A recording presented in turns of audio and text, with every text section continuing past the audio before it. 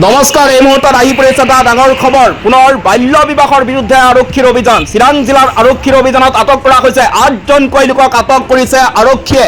আটকাধীন অবৈধ স্বামীসকল চিৰাং জিলাৰ ছাতিপুৰ, বৰতুলো আদি বিভিন্ন গাঁৱৰ পৰা আটক কৰিছে আৰক্ষীয়ে।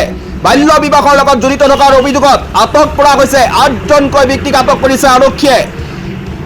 যোৱা ৰাতি আনুমানিক 2 বজাত আৰক্ষীৰ এটা বৃহৎ দল উপস্থিত হৈ আটক কৰে অবৈধ স্বামীকেইজনক। আটকাধীন 8গৰাকীক ইতিমধ্যে অবৈধ স্বামীৰ ভিতৰত 4জনক জেল হাজতলৈ প্ৰেৰণ কৰা হৈছে আৰু 4জনৰ তদন্ত অব্যাহত ৰাখিছে আৰক্ষীয়ে। পুনৰবাৰ জনাই গৈছো, পুনৰ বাল্য বিবাহৰ বিৰুদ্ধে আৰক্ষীৰ অভিযান। চিৰাং জিলাত আৰক্ষীৰ অভিযানত আটক কৰা হৈছে 8জনকৈ লোকক আটক কৰা হৈছে। ৰাজ্যৰ বিভিন্ন প্ৰান্তৰ পৰা অবৈধ স্বামীসকলক গ্ৰেপ্তাৰ কৰা হৈছে। আটকাধীন অবৈধ স্বামীসকল চিৰাং জিলাৰ ছাতিপুৰ, বৰতুলো আদি বিভিন্ন গাঁৱৰ পৰা আটক কৰিছে আৰক্ষীয়ে।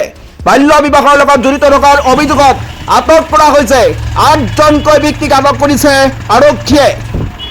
যোৱা ৰাতি আনুমানিক 2 বজাত আৰক্ষীৰ এটা বৃহৎ দল উপস্থিত হৈ আটক কৰে অবৈধ স্বামীকেইজনক।